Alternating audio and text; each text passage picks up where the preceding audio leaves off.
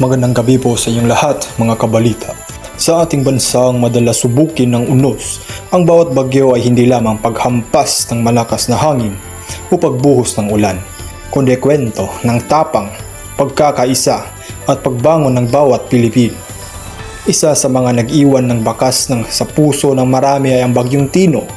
Kaya ngayon, ating pakinggan ang kwento ng isang residente na naging saksi sa bagsik ng kalikasan. Ngunit mas naging patunay ng tibay ng ating sambayanan. Pakinggan po natin ang panayam ni Idrich Jen Modiquillo. Idrich Live, nakatutok. So ngayon mga kabalita ay narito na po sa ating harapan ang ating kinakapanayam. At ngayon po ay maririnig po natin ang kanyang mensahe, mga paghahanda at higit sa lahat ng kanyang naranasan noong nanalasa ang Bagyong Tino. So ma'am, magandang gabi po. Magandang gabi din sa iyo. So, kumusta naman po kayo? Okay naman. So, tanong ko po, ano po yung pangalan, edad, at taga saan po kayo? Ako si Rose, 52 years old, nakatira sa Poblacion, Bourbon, Cebu. So, ma'am, ano pang mga paghahanda na inyong ginawa upang noong nalaman mo na may paparating na bagyo? Nag-iimba kami ng pagkain, tubig at sa mga pangunahing pangangailangan ng bahay. Okay. So, noong nanalasa po ang Bagyong Tino, ano ang mga pangyayari na inyong naranasan? Sobrang takot kasi hindi pa kami hindi pa nawala ang trauma galing sa 6.9 na lindol. So, pagkatapos po ng bagyo, ano po ang inyong ginawa upang makabangon sa trahedya? Pilit na bumangon kahit na takot, patuloy ang laban ng buhay. So, meron po bang naibigay na tulong ang gobyerno sa inyo para sa inyong pagsisimula? Wala.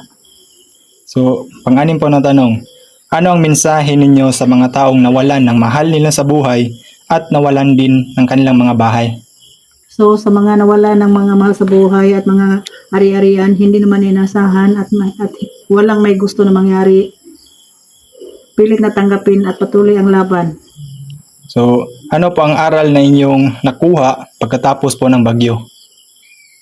So kung may binabalita na may paparating na bagyo, dapat maghanda at sumusunod sa mga kinaukulan.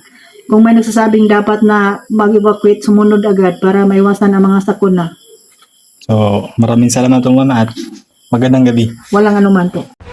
Sa bawat unos na dumarating, hindi nawawala ang pagkabahala, ngunit hindi rin nawawala ang pag-asa. Ang kwento na ating narinig ngayon ay paalala na anuman ang lakas ng bagyo, mas malakas pa rin ang puso ng bawat Pilipino na bumabangon at nagpatuloy. Naway magsilbing inspirasyon sa atin ang kanilang karanasan upang mas maging handa, mas maging matatag at mas maging mahabagin sa kapwa. Maraming salamat po Idrich Jen Modiquillo sa inyong naging panayam tungkol sa karanasan ng mga tao sa Bagyong Tino. Maraming salamat po mga kabalita at naway manatili tayong ligtas at handa sa anumang hamon ng kalikasan.